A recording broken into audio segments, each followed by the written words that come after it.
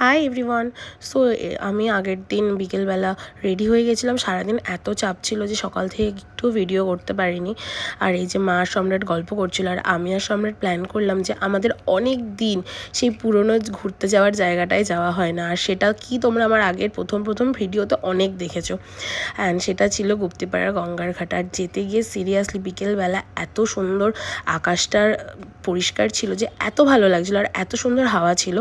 আর আমরাও গেছিলাম যথারীতি কাকিমার চায়ের দোকানে, আর গঙ্গার পাড়ে সেই চা। আর বাট কাকিমার সাথেই আমাদের দেখা হয়নি, কিন্তু এই যে দোকানের সামনের মাখা কাকুর সাথে আমাদের দেখা হয়ে গেছে। আর আমি যথারীতি ওখান থেকে আম মাখাও কিনে নিয়েছি। আর সম্রাট এখানে এলেই আমার প্রত্যেকবারই জিজ্ঞেস করে কি খাবি, কোনো কিছু খাবি কি না। দেন বাড়ি চলে এসেছি, আমার একটা পার্সেলও এসেছিলো, তো সেটা তার মাঝখানে আনবক্সিং করে নিয়েছিলাম। আর এত গরম পড়েছে যে আমি খালি জল খেয়ে যাচ্ছিলাম, এত গলা শোকাচ্ছিলো।